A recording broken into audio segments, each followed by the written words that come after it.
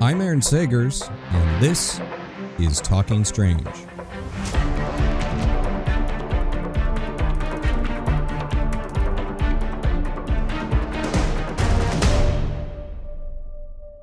Aloha, spooky nerds. Welcome to Talking Strange, a paranormal pop culture show with the Den of Geek network, available on Apple Podcasts, Spotify, and YouTube. I'm your host, journalist, author, researcher of weird stuff, Aaron Sagers. You can also catch me as host of the Netflix series 28 Days Haunted and on the Travel Channel and Discovery Plus series Paranormal Caught On Camera. And before I bring my guest in, I want to make an announcement to all you, talking strangers out there. Is that a thing? Are we calling you guys that? Maybe, but it's a thing now. Anyhow, I want to hear if you have a story about a haunted doll or toy or other object that made life hell. I want you to tell me about it because the Talking Strange Paranormal Podcast is teaming with full moon features to give away one of only 900 made, actually, 1-to-1 scale baby oopsie replica from the horror movies. And this is going to be before it's even available to the public. So how do you get it? Simple enough. All you have to do, it's a giveaway. Just email your scary story to talkingstrange@denofgeek.com. You prefer it to be a real, true story. And we will read the winning story on the March 7th episode of Talking Strange, where we will be talking about spooky dolls and whatnot. So now that is taken care of, I want to bring in my guest. She is a woman that grew up in Brooklyn, New York, which, even though I'm not originally from Brooklyn, it's where I've lived most of my adult life. So I have certainly a loyalty to New York City. And her love of the paranormal began by watching her dreams play out on television. I want to ask about that. And as an adult, that passion grew into a full-fledged business. And she now lives in historic Marietta, Ohio, and is co-owner of the ghost hunting company called Hidden Marietta. And having 5+ years as a professional paranormal investigator under her belt, she's making a name for herself within the paranormal community. And she has indeed. We've seen some interviews out there with her, and some folks that I trust speak very highly of her. So I'm excited to get to know her. Her name is Melisa Viva Farris, and she goes by Viva. And she is, as I said, she's 33 years old. She's into the paranormal. She's running a business, and here she is. Hello, Viva. Hello. Thank you for joining me today. Since we were talking a little bit pre-show, and there was not a skeleton behind you, and now there's a skeleton behind you. I know. I felt bad leaving him out, so I had to bring him into camera so he can also say hi to everyone. Sure. I like it. This is sort of your interview sidekick. Does he have a name? I think I just started calling him Harold. Some people called him Gerald.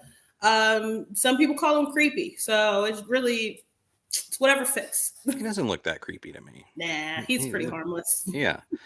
Well, I like your background in general. You got lots of spooky stuff over there, and I love hearing about it. This is my shop here with Hidden Marietta. I've got my coffin over here. There's a head inside the coffin as well. But yeah, this is my shop that I co-own with my 3 best friends. Right. Well, wait. Hold on. We're going to get into that. And we're going to get into a lot of other, but I can't let you just say there's a head in the box without asking about that. Is this a real head? Is this a model? Whose head is it? How did you acquire the head? What is the story there? Do you want me to show you her? Sure. Yes. Okay. I think we can most certainly take a pause to wait for Viva to acquire a head. That is indeed a head in a jar. For all those folks listening to the audio version of this, you can check this out in the video on YouTube. But there is a little Scully in a glass jar. And wow, look at that. So that is no offense to the plastic skeleton in the background, Harold or Gerald. I'm curious about the head in the jar? I feel like we have to begin there.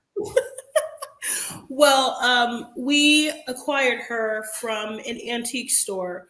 For some odd reason, you go to antique stores and everything, and you find a lot of things there that you feel like shouldn't belong there necessarily. So we saw her. She was just kind of sitting up on a shelf. She was for sale, so we purchased her along with some paperwork that goes along with her. So she's just a display model. A few people have come in and asked to purchase her, but we actually aren't. I guess we're technically not allowed to. Okay. Do you have any background information on this skull whatsoever, other than you believe it was a woman? Well, we know that it's a female between the ages of 16 and 19 years old. It's not a very old skull, so most likely she would have been passed away sometime in the 80s. And she was used for medical use. The rest of her body is kind of scattered to the four winds, but her head just ended up here in Ohio.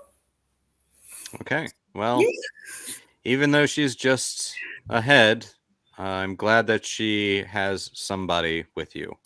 So that's a good pun. Somebody. It's really not a good pun. It's terrible. It's kind of, don't encourage me. Trust me, it's a bad idea. Let's talk. I'm sure we'll circle back to other strange objects in the store, but I want to talk a little bit about your upbringing in Brooklyn and how that shaped you. Where in Brooklyn were you? I grew up in Crown Heights, Brooklyn. Okay. I think there was a time when I was very young that I lived someplace else, but all of my memories circle back to Crown Heights. I grew up just around the Eastern Parkway, Sterling and Eastern Parkway area. So that was kind of my stomping grounds from when I was really young to when I moved out here to Ohio when I was 20. So how did your paranormal interest and enthusiasm, how was that shaped while you're in Crown Heights? And even I also want you to kind of add some insight in your bio where you say your love of the paranormal began by watching dreams play out on television. I'm intrigued by that, but how did Crown Heights shape your interest in the paranormal? Well, it all pretty much started, and of course, she's going to watch this or listen to this, and automatically she's going to be like, curses. But my mother was kind of the main catalyst to all of this. She was really into watching like ghost hunters and ghost adventures. And like, I remember MTV used to have a show called Fear.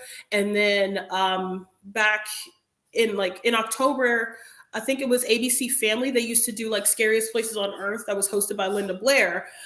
So we used to watch all of those TV shows growing up. And that was such a core memory for me. And it was not a lot of people would associate that with being like something that's wholesome or something that's like, oh, family time. But like genuinely, me and my siblings and my mom would just kind of gather around the TV and watch these paranormal shows unfold. And it was just like, oh my gosh, like, this is just the greatest thing ever. We genuinely were kind of engrossed in that sort of what we thought was a fantasy. But eventually we did end up living in it.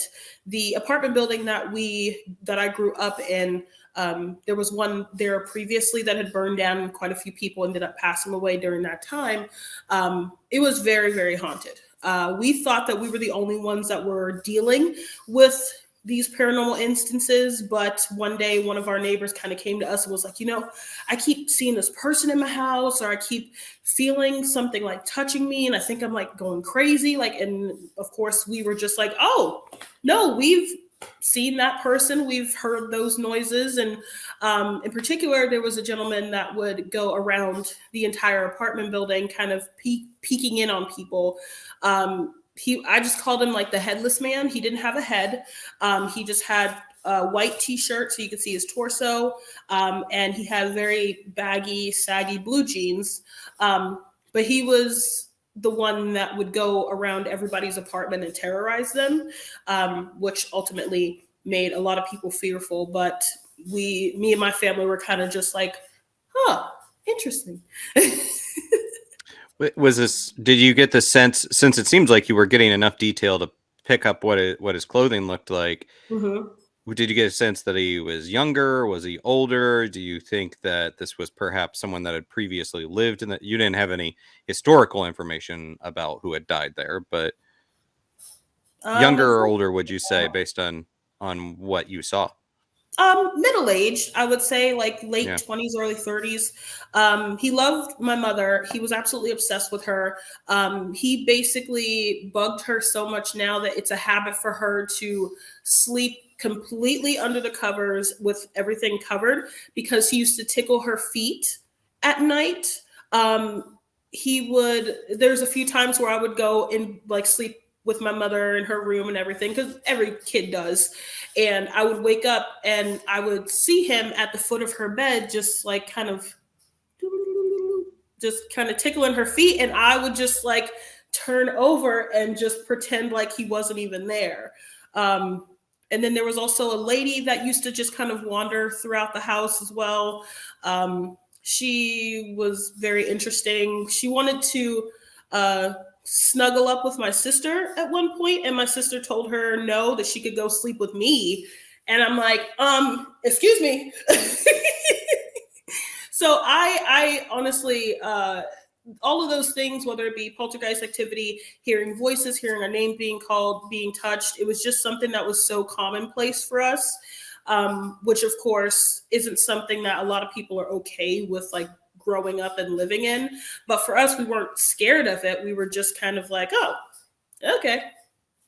And this was all in Crown Heights? Yep, all in Crown Heights. How many siblings do you have? 3 older siblings, so I'm the youngest. The baby. I'm Yes. the baby of 5 kids. So although it breaks my heart when you describe this ghost as middle age and then you say late 20s, early 30s, it hurts on a deep personal level, Viva. Okay, so let's cycle back. He was a younger guy. I would say he was about. Listen, okay, stop it. No, you're not getting out of this one. Oh no, what have I done? Sorry. All right, we'll move on. What I find fascinating though, and I love hearing this story for a couple of reasons, and I like that you were watching the TV shows, but then you also had your own experiences. Mm-hmm. But what's interesting to me is I'm fortunate to travel around a lot and talk to people at various locations about hauntings, but I don't do it a whole lot in New York City. Mm-hmm. And which by the way, you might hear horns in the background. New York City is saying hello, but I think about this a lot, that New York is probably a place where I least talk about the paranormal professionally. I talk about it at bars and whatnot, but I kind of wonder why that is. I kind of wonder if it's maybe on one hand, it costs a lot of money to film shows here and set up events or whatever, but just in general, maybe it's because people are so busy that they're not paying attention. They're busy with their own normal lives and not paying attention to the potential paranormal stuff around them. Yeah, I kind of think that as well, because I've had quite a few people ask me, other than like me growing up in it, what other experiences in New York that I've had as far as the paranormal goes. And the only other paranormal instance that I had in New York as a whole is because I'm sensitive. Pretty much me and all of my siblings are sensitive, but I'm the one that's more in tune with it, for lack of better words. But me going near Ground Zero, that's a no-go, especially when you're sensitive. And I was like in my teens around that time. So it was really, I didn't understand what was happening. I didn't understand what was going on in my brain whenever that happened. But I just remember seeing, there's like a really old church with a cemetery that's like just adjacent from it. I don't know how familiar you are with the area. Yeah, I know it. Okay. There's a really old church over there. And I remember just walking by. It was me, my husband, but he was my boyfriend at the time, walking by and seeing a man. It was at nighttime, a man in a business suit, really tattered looking, just kind of pacing and like scratching his head. And I was just kind of like, oh God, it's one of those crazy crackheads, you know. But like honestly, that's just the first thing that I thought of, and it seemed like in an instant he went from being in the center of the graveyard to right at that gate where I was, and I could see his mouth moving and him reaching through the bars, but he couldn't. Like I couldn't hear anything, and he wasn't touching me, but he was just going through me, and I just kind of stopped and was just staring at him. That's the only other paranormal instance that I had in New York overall, and I pretty much, if anytime that I might go back to New York, I completely avoid that area at all costs. Yeah, and I think that being sensitive is one thing, and then also honestly, I think anyone would go into that area and tap into something quite heavy for obvious reasons. I do want to be clear from my perspective. I would not support any kind of paranormal investigation of that area. No. I think it's disrespectful and very, but I most certainly think that it's just charged with a lot of energy. Yeah. I want to move on in a minute, but I just kind of want to talk just another moment. This is very self-serving of me, but about New York City and haunting and apartment buildings and Crown Heights. First off, so as we know, every little neighborhood in New York City, in Brooklyn, every neighborhood's a little bit different, but the community of your apartment building in Crown Heights, that like people were talking about this, or was that just the one guy or another person? Because people tend to, if they don't want to acknowledge something, just kind of close it off and say, okay, nope, like this is not happening. I'm not discussing this, even if they are one apartment of dozens upon dozens in the same building. Yeah. There were several spirits.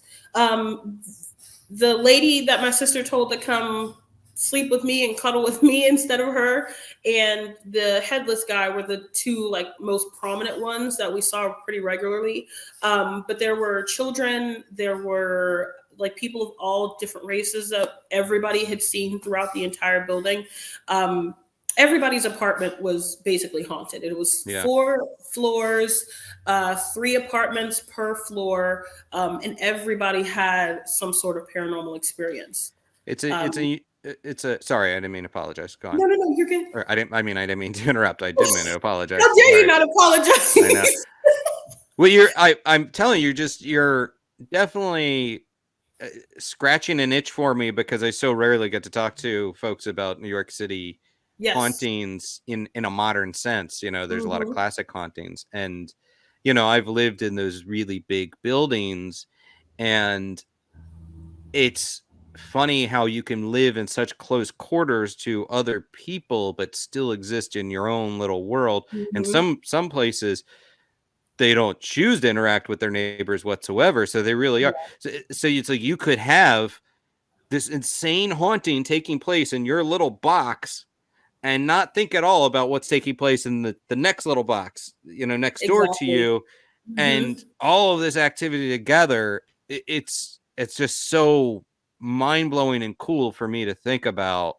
So you're just like opening up something. I feel like I now finally have someone to talk to about all this stuff.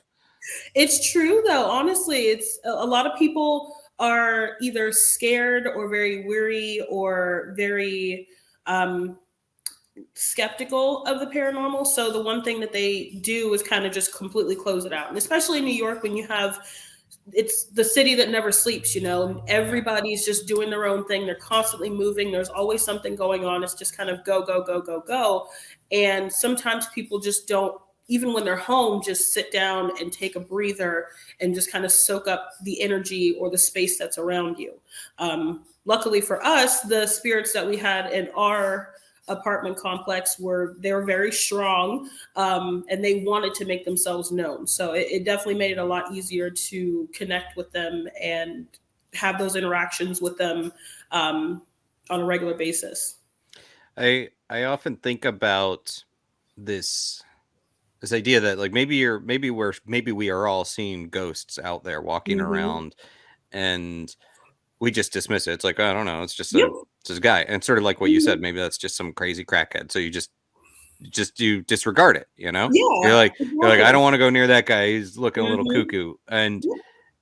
but even more so in New York City, we're constantly just filtering out things because we don't want to be bothered. We want to exist our own little cone of Yep. silence. We don't want to look at the wrong person the wrong way and attract Mhm. that attention. So I'm like, man, what if we were just constantly surrounded by these ghosts that we're seeing, but just from the pure city survival instinct, we're like, no, I'm not going to Mhm. look at that guy. I Yep. don't want that attention, but it's a ghost. Exactly. And nobody really knows until they actually start honing in and just kind of observing the world that's around them. And I'm very observant. So I focus on I'm like hyper focused on everything that's around me. So yeah, it's yeah.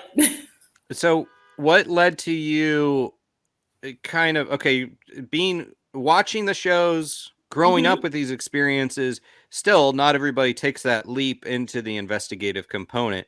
So and you mentioned that you've been doing this for about 5+ years as a paranormal investigator. So what was the impetus to making you actually become an investigator?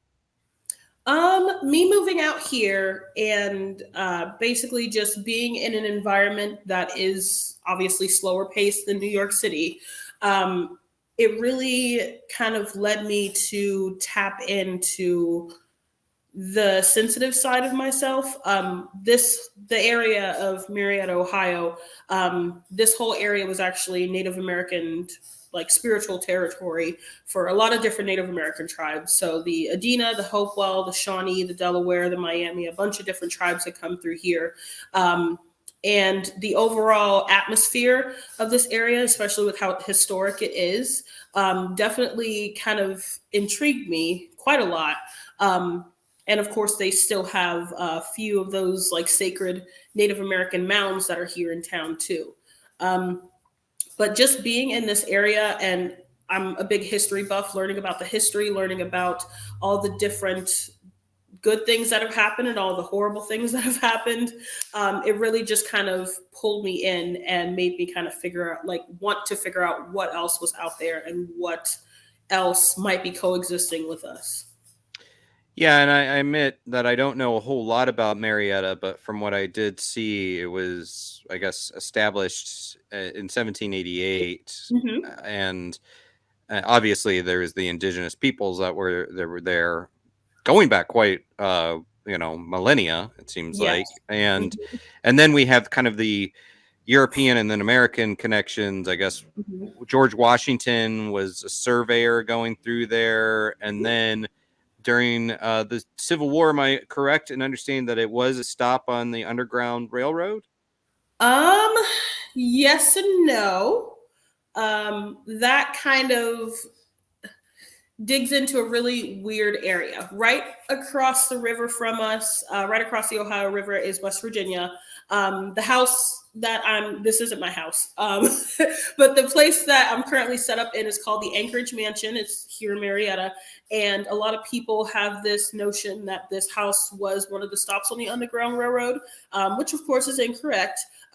This house was built by Douglas Putnam, but his brother, David Putnam Jr., was an abolitionist, and he lived right across the way from him here. He was a known abolitionist. He was known for stealing slaves over in what would have been Virginia, which is now West Virginia. But he would go over to Virginia and steal slaves from a plantation that's still there called Henderson Hall. And he would house them in his home. A lot of people speculated that Douglas would also help his brother out and house some of those slaves in this house as well. So his house, David Putnam Jr., his house was definitely one of the stops on the Underground Railroad, which of course, unfortunately, was torn down in the 1950s by the city of Marietta. But there are a few different families that were known abolitionists here, but they all worked in secret. It wasn't until many, many years later that people had done the research and figured out, oh wow, like these families were really in the shit trying to help these people find freedom. So technically, it is known for that. It does have a history of that, but it's not, unfortunately, it's not like a prominent history like some of the other places. Well, with that, tell me a little bit, briefly about the sort of the haunted personality of Marietta. What are some of the key kind of stories that you talk about on your tours and that you've discovered through research and being a history buff? Yeah. Well, this house here, I majority do a lot of tours in this house. Not only does it house our shop and like this is our main office here, but we also do tours, investigations, private investigations, flashlight tours and stuff here. This place has a cast of characters. I never say like it's a lot of people tend to ask me how many spirits are here in the house. We have no definitive number. It was built in 1859, so over 160 years ago. There are a few prominent figures, like the main families that lived here, unfortunately did pass away.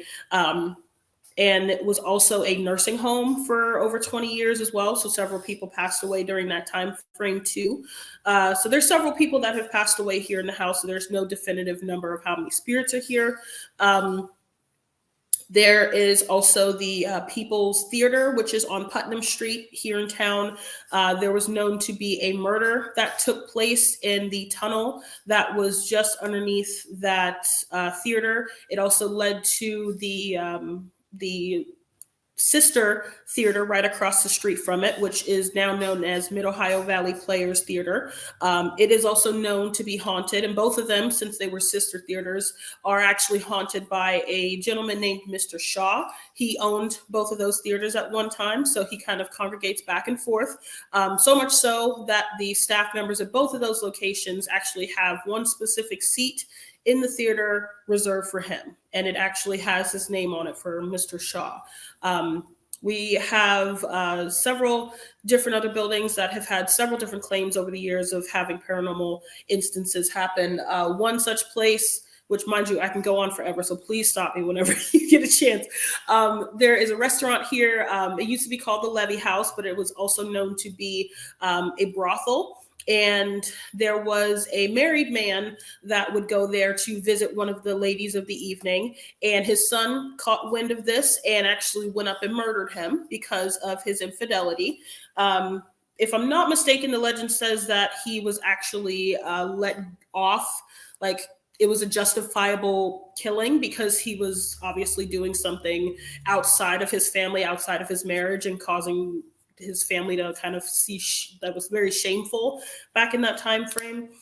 There's also an island right in the middle of the Ohio River here called Buckley's Island, and it used to be a theme park, but at nighttime it was kind of like crawling with mobsters and gangsters, and they would do like cockfights and like gambling, and there was brothel up there as well. Before that, it was a pestilence island where if you had some sort of sickness, whether it be Spanish influenza or tuberculosis, you would be placed there basically to just die. There is the Lafayette Hotel.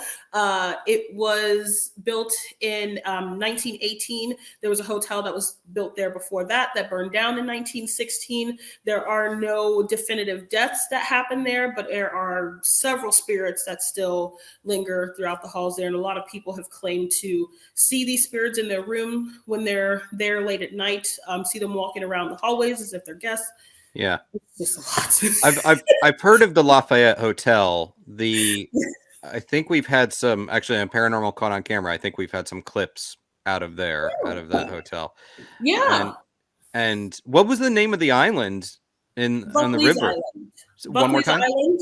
Island. Buckley's Island. It's right in the Ohio River.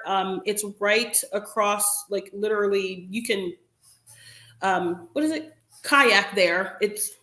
It's going to be a treacherous one because the kind of water flows a certain way. But it's right between Williamstown and Marietta, right in the middle of the river.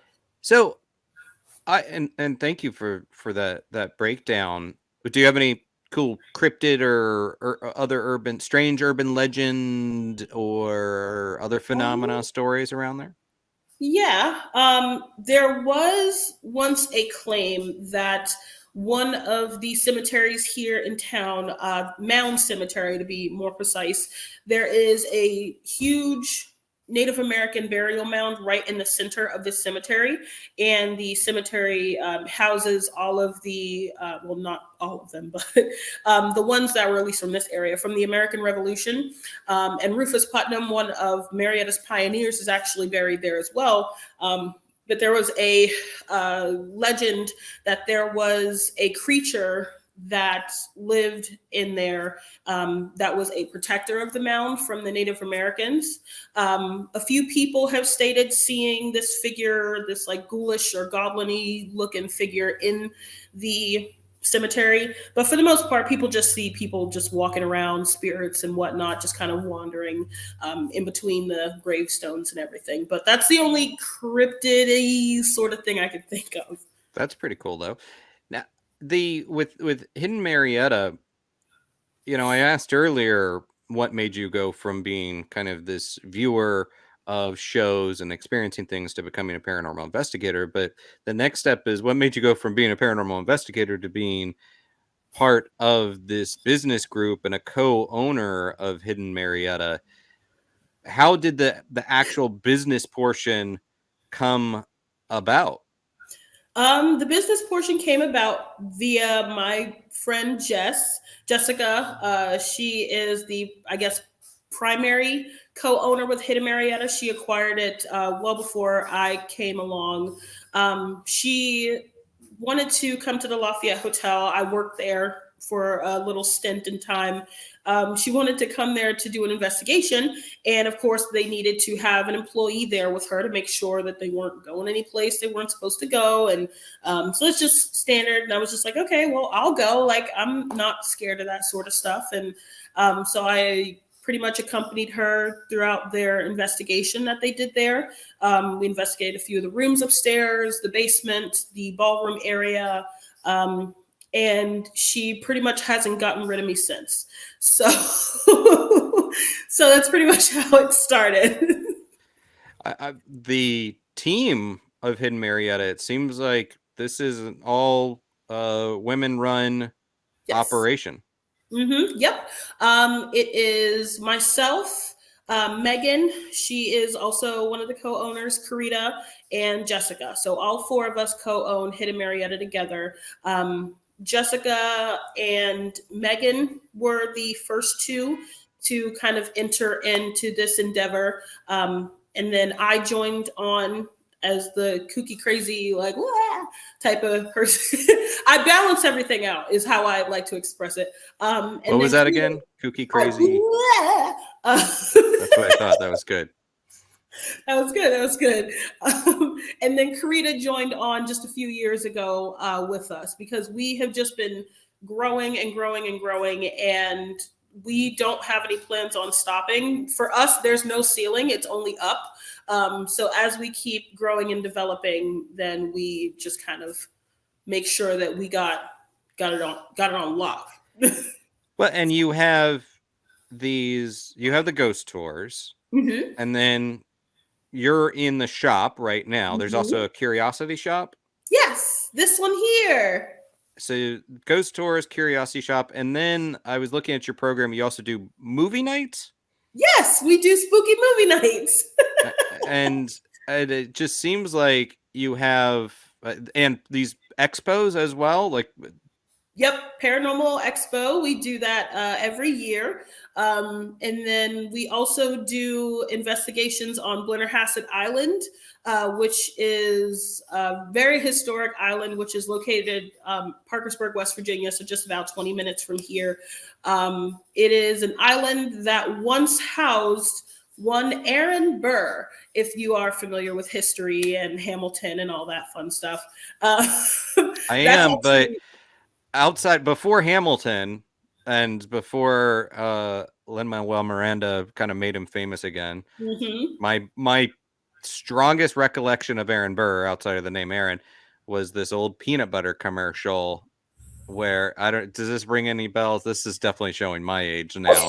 And it doesn't ring any bells, but like, it was It was a commercial where a guy is sitting in this lounge or this museum dedicated to Aaron Burr, I think, and all around they're panning around. It's like the bullet that shot Hamilton and the this and the that, and he's just surrounded by Aaron Burr, and he's listening to a radio program, and there this contest comes up, and it's like, for $1 million, call in. Who is the name of the man that shot Hamilton? And the guy calls it. But meanwhile, he's eating a lot of peanut butter. And so when he calls in, he can't say Aaron Burr. Instead, it's all he's saying is like, "Awamba," and because his mouth is full of peanut butter. And it was greatly entertaining, and I still remember it to this day. And this is an odd, like, kind of sidestep to this interview. No, wait. How did you say that again? Awamba. See, now you're gonna have to look this up on YouTube. I'm willing to bet. I'm willing to bet, Viva, that this is gonna be one of the. If you go look up Aaron Burr and then videos, it will rank high. I'm not gonna say it's gonna rank as high as Hamilton, but it'll be up there. You will find this commercial easily. Everyone out there, check it out. But I don't remember what it was. Probably peanut. I don't know. It was Peter Pan, Jif. I don't know. It was one of the big peanut butters back in the day, and so sadly the branding didn't stick with me. But I remember the commercial. It was very clever. So back to you. So it seems like you guys are doing a whole lot with Hidden Marietta, and I really applaud you for that, because you are busy and you have this entire operation. When you were when all of this was coming together, were there active choices to do things different than other ghost tour groups or other paranormal investigative groups out there? Or did things just keep developing organically? Like, oh, we're going to do a curiosity show. Oh, we're going to do a movie now. We're going to do... I can only speak for myself, of course, but I think that it all just happened organically. We kind of see what the people want, for lack of better words. Obviously, there's not a shop like this in our area or in our immediate area. So we automatically were just like, you know what? We might need to just try to be that little redheaded stepchild, and just be the oddball for a little while. Let's just see where it goes. We originally had a shop in the basement of the Lafayette Hotel, which Megan is very familiar with because she had quite a few paranormal instances while she was down there working.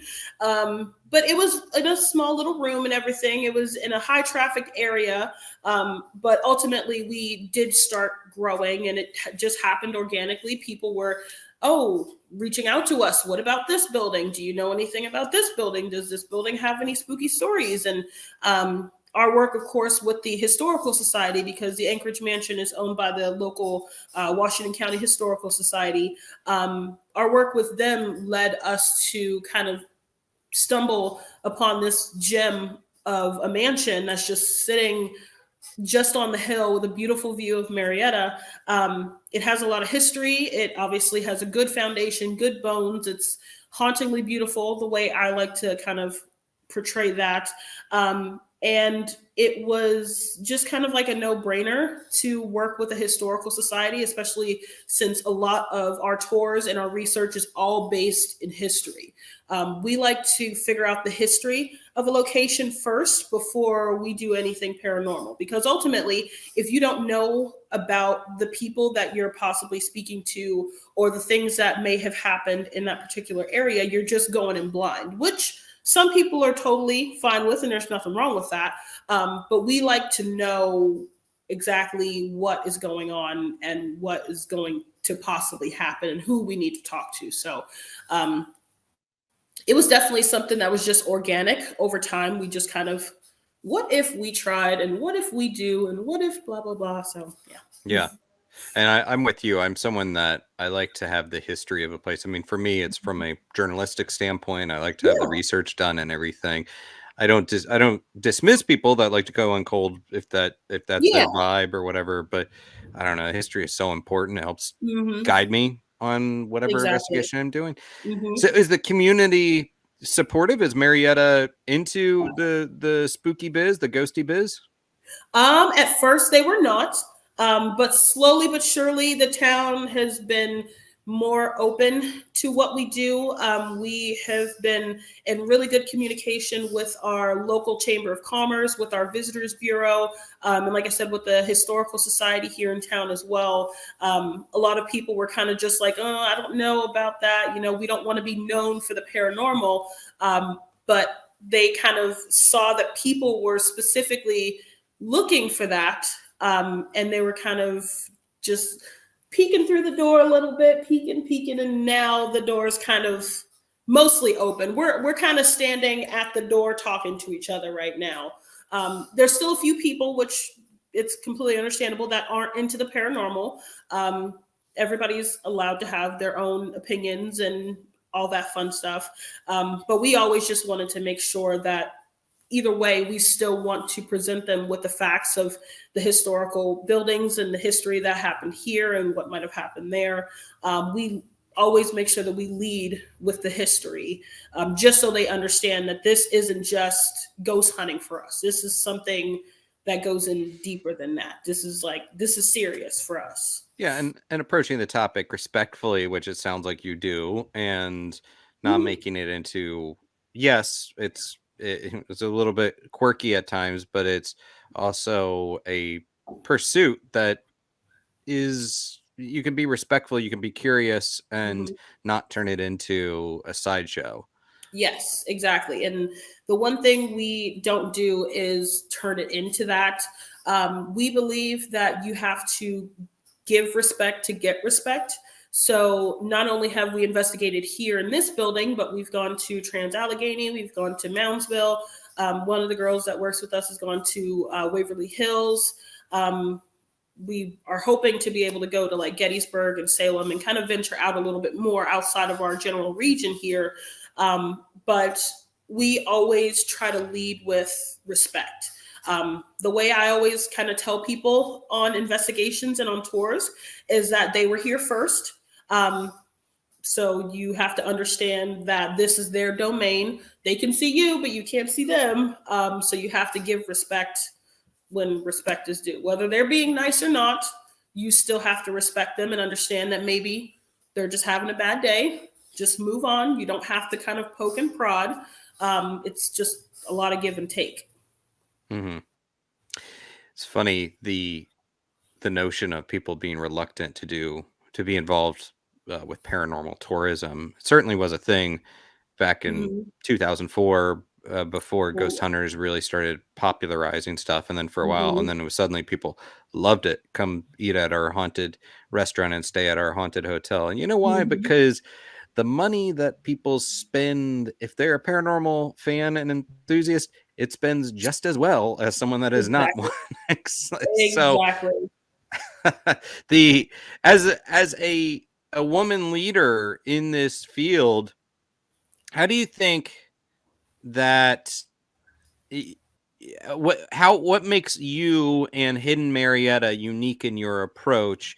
Because there's still not enough women leaders in this field. So I'm kind of curious, when you're looking at that landscape, what makes you guys unique in your approach? I think that we are unique in our approach because we have so many different people in our group that represent so many different aspects of the paranormal. We have me, who is really highly sensitive.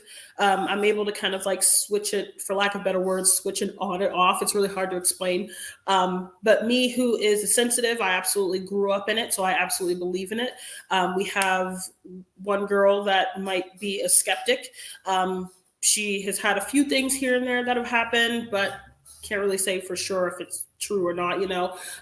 In regards to like, she tries to think logically about it.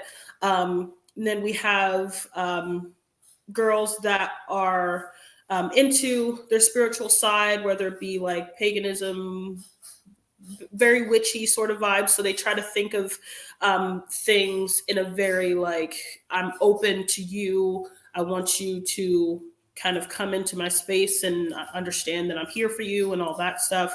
One of the girls that works with us also is a Christian. She attends church on a very regular basis. She is very like I don't know about the paranormal. Not necessarily scared, but she's slowly coming around. But it's just the fact that we all come from different walks of life, and we all understand the paranormal in a very different way. But we all have that same common ground of we need to understand this particular building and understand that there needs to be respect there. So we always try to just make sure that we kind of play on each other's strengths. So obviously I'm sensitive, so I would need somebody that's with me that's not necessarily sensitive. They are kind of very like, it's hard to, yeah.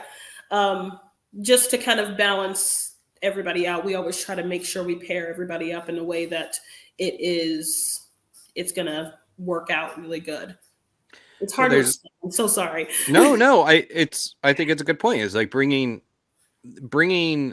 a diverse representation of different backgrounds and philosophies and worldviews and all of that contributes to it. Otherwise, you're just doing things in the same way that it's always been done, and that's kind of boring to me.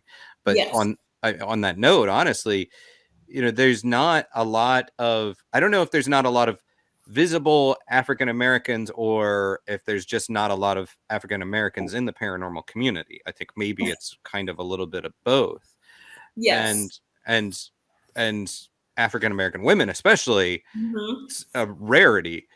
What are your thoughts about that? Well, first off, was there any pushback from the paranormal community or any pushback from the African American community when you're like, hey, this is what I do. This is my thing. I'm into ghosts.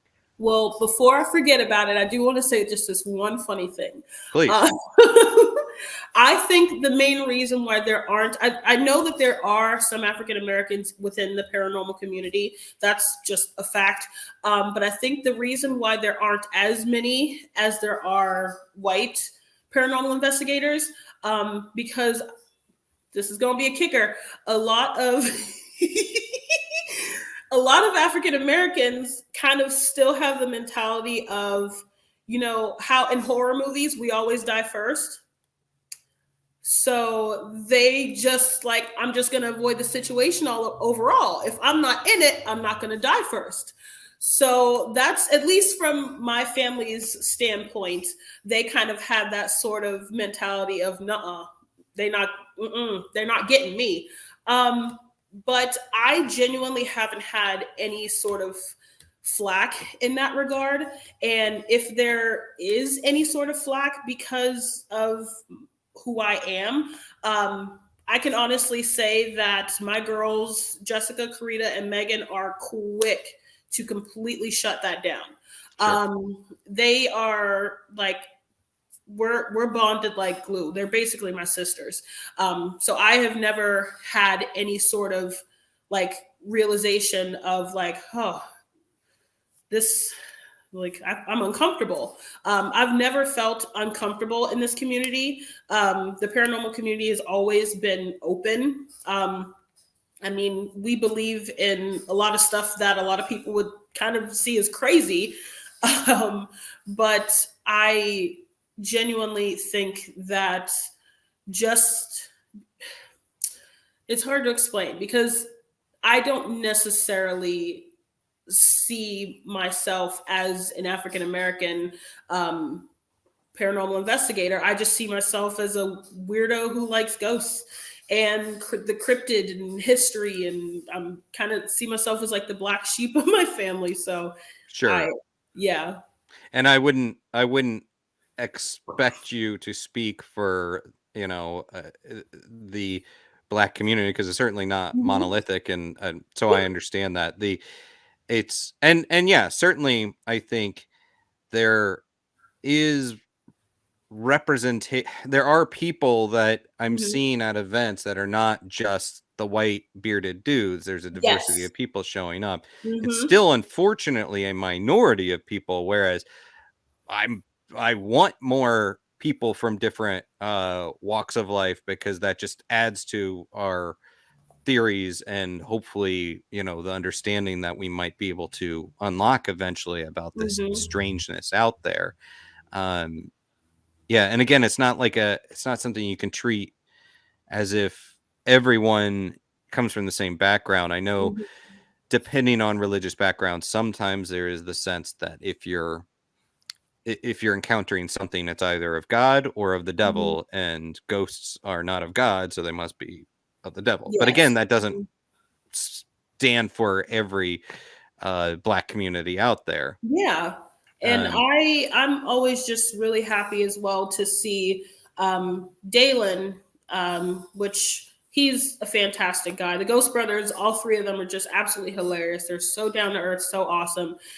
It's just nice to be able to see them in like a mainstream sort of way in a field that is not predominantly African American. I would love to see more people like me in different TV shows and doing these different things and stuff, because there are so many people out there, like so many African American women as well, that look exactly like me or feel the way that I feel or kind of do the things that I do, but kind of keep it in secret. And I think if there was more representation, you would see like a big influx in a bunch of different paranormal groups that are, whether it be Latino, African American, Native American, Asian, you would see so many more people out there. Yeah. And I think there has to be an awareness from those of us that are entrenched in it. First off, like trying to invite more people into the conversation, but also has to be an awareness that in the past, what would happen is like people would show up to other communities and be like, oh, I want to hear your stories. I want to hear your folklore, your ghost stories and whatnot. And then those stories are taken away and exploited and then used to make other people, whether it is Asian American communities or African American communities or indigenous people, exploited and then made to used to make them look bad. Yes. And so I realized that like there's a lot of undoing that has to be done on that front too.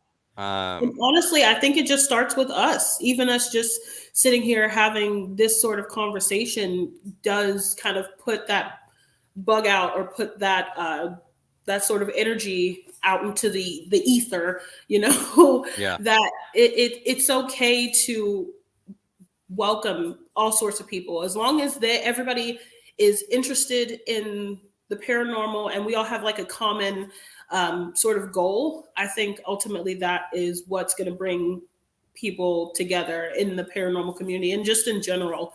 But yeah, I think it genuinely just starts with us just having this simple conversation. Yeah. You mentioned being a little girl and watching the shows with your mom, and that's actually that is something I hear a lot. It's people their first kind of exposure, even if they weren't necessarily encountering the paranormal in their own homes, their first exposure to this idea was through these TV shows, Ghost Hunters, Ghost Adventures, Paranormal State, early 2000s kind of stuff. But now that you're doing this as an entrepreneur, as an adult, your old life experiences and everything, you don't need to name names, but what are some things that, looking back on those old shows or whatnot, you think could be done differently within paranormal TV? Things that you would like more or less of in paranormal TV? I honestly would like more authenticity. I genuinely, I feel like back when it first came out, when the paranormal was like first a thing with like Ghost Hunters and Jason and Grant were out there like plunging toilets and then they'd get a call about, hey, we've got this location that wants to investigate. And there was so much realness to that. And I think a lot of times with certain TV shows, they kind of get lost in the entertainment value. that they completely forget that there's also a human aspect to it. There is a group that I absolutely love, Paranormal Quest. They have a YouTube channel and everything, and if they don't catch something, they're just like, well, we didn't catch anything. If they find something and they were able to debunk it, they're like, well, this wasn't paranormal. Not every single thing that's going to happen is paranormal. And the one thing that I find as an investigator now is that being a paranormal investigator is a lot of patience. It's a lot of just hurry up and wait sort of thing. You hope that something happens, but ultimately, if it doesn't happen, you're kind of just like, okay, well, we'll just go on to a different spot, or we'll use a different piece of equipment or what have you. But I just love the authenticity, and I think you kind of lose that sometimes with certain shows. But yeah. I guess I agree, and yet I know that there has to be some sort of drama or scare factor a little bit with it. That's the nature of the TV bit. It's like any job. I'm willing to bet that you running a business, it's not things floating. It's not your skull floating across the room all the time. It's like we have to do paperwork and inventory and boring stuff that nobody wants to watch. Yes. So there's that element too. Mm-hmm. And something like YouTube does allow for a longer format to be like, well, we didn't catch anything for that. So I agree with you, but I also understand like the entertainment of requirements and restrictions and whatnot. But I do agree with you. Are you? And the other thing is, you're such a likable and spirited person that, like, that your personality is what I would want to watch, and yet sometimes TV would just try to wring that dry and be like, okay, yeah, no, you're lovely, you're sweet and sunny. Could you now be really dark and serious? Like, well, you can be, okay. So based on that expression, clearly you could. Dark and serious. I know. Now I'm intimidated here. Like, you want to fight me. But so unfortunately, TV shows still haven't, by and large, haven't caught up with that notion of like, look, this can be a likable, funny person. And then when the shit gets real, you could be like, oh, okay, we're going to be serious now. This is hardcore. Yeah, definitely. So, yeah. Are you an equipment kind of investigator? I am. My favorite pieces of equipment, I can honestly say, are the spirit box. I love being able to give spirits a voice in real time, because even though you can have a voice recorder, like a digital recorder or something, or a piece of equipment like a K2 meter or something going, just kind of sitting there, I like to be able to ask questions and possibly get a response right in that moment. So you can see, okay, well, they just said they want me to leave, so I'm going to back off and I'm going to leave. Or that kind of helps you gauge who might be there. So if you hear a man, you can be like, oh, there's a man here. Or if you hear a little girl, you can kind of change and alter the way that you're investigating. Because typically if it's a little girl, you kind of just like, hi, sweetie, how's it going? So I love the spirit box. And then I also love the REM pod. I just like I like lights and the noise and stuff like that. That way, if they aren't able to physically manifest themselves, they can still make themselves known with a sound, or just making the light go to green or red or purple or what have you. Those are probably my two favorite pieces of equipment. And then I'm like an antenna. Yeah. I sometimes I think we get so caught up in the blinking lights and everything, we cut ourselves off from the experience. That's why I will honestly say I'm the biggest tool in the paranormal investigation. That's a good one. Wait, can I show you? I don't know if it's gonna show. Can I show you a shirt that we have here in our shop? Please, I want to. I like visual aids and gags, and for everyone listening to the audio right now, Viva is showing us a shirt that says "Ghost Hunters do it in the dark with battery operated toys." Oh my. Oh my. I guess look, we should definitely plug that shirt. Can people get that on the website? Yes, we have a website. We have an online shop and everything. So there's a few items up there that you're able to purchase. We have crystals, we have tumblers, we have stickers. We got all sorts of stuff, and we're slowly trying to expand the shop online currently. So that's definitely a good one, though. And that's all at hiddenmarietta.com. Yes, hiddenmarietta.com. hiddenmarietta.com. And before I let you go, I just want to say the people that are watching the live stream version of this absolutely love you. They want to hug you, and you are an inspiration. So people like you, and hell, I like you. I'm so happy that we could figure this out. I need to go check out I need to visit Marietta, or if you ever come back to the BK, let me know, and catch up with you there. Maybe we could do a ghost hunt in Brooklyn. But I definitely need to visit Marietta. Know, absolutely. I would love to be able to go back to New York and try to find some spooky stuff. And of course, when I was a teenager and everything living there, it was I lived in it, so I wasn't like looking for it. Now that I don't live in it anymore, I'm constantly looking for it. So I would love to find some place in New York to do some investigating. That'd be fun. Make it happen. Yes. Well, finally, plug some stuff. How can people follow you, support you, and keep up with all your excitement? Yes. Well, I have my handle for all of my social medias right here. Viva La Melisa, whether it's on TikTok, Instagram, Facebook, which is like, Facebook is kind of whatever. But Hidden Marietta, we also have our website, hiddenmarietta.com. We have our Facebook page, which is also Hidden Marietta. Our Instagram page, Hidden Marietta. We also have a TikTok because, you got to keep up with the kids, which is also Hidden Marietta. We constantly have things going on, whether it be the spooky movie nights, investigations on Blennerhassett Island, investigations here at the Anchorage Mansion. And then once it starts getting a little bit warmer, we're also going to start doing our walking ghost tours here in town. Then we also have a few other tours that we might introduce at some point, but that's still yet to be seen. But we always have something going on, whether it is morning, noon, or night.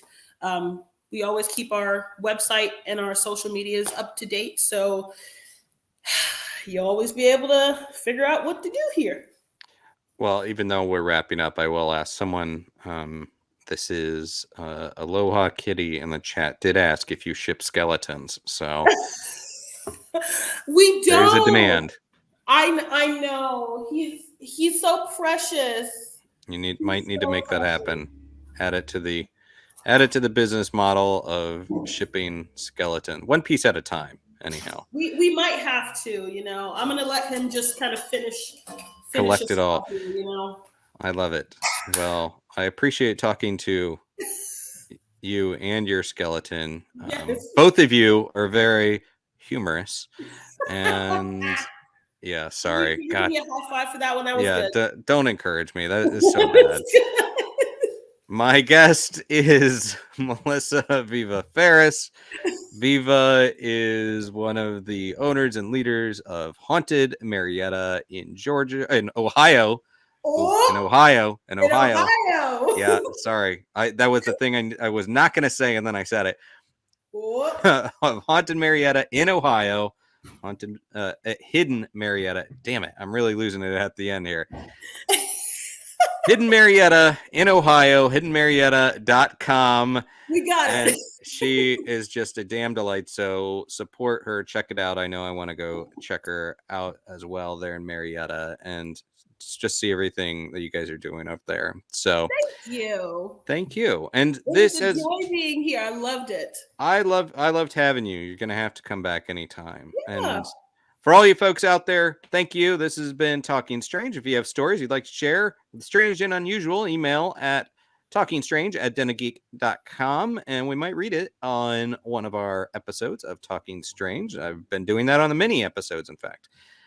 Until next time, I am Aaron Sagers. Be kind, stay spooky, and keep it weird.